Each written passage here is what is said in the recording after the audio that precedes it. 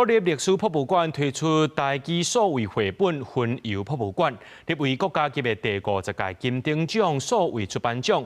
這個繪本呢，用這貓仔、狗，抑個鹿仔做主角，帶讀者行入去文物的世界，用台記來互動。這台記顧問也講呢，這台記是生活當中的語言，透過繪本抑個展覽等形式，提升使用台記的機會。一頂鳥仔飛過來，你要請貓咪。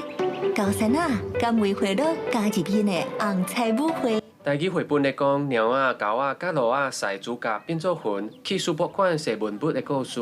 這是國立歷史博物館建館70週年頭擺推出刷頂的台記數位繪本《雲遊博物館》，會當甲觀眾文物互動，用台記小解文物。彩繪舞基用是12仙跳舞紅啊。一周兩仙。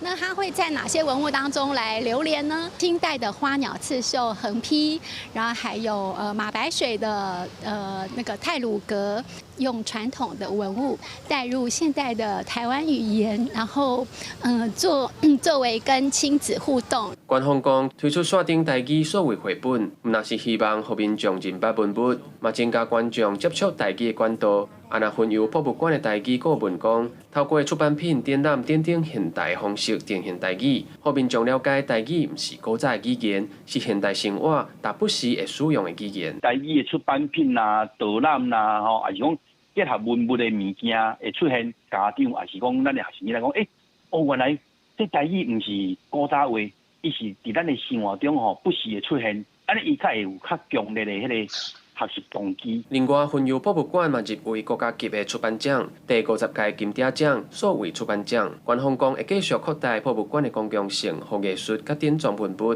用更較多元的方式，讓民眾看到。記者高靜陽、王志剛台北報道。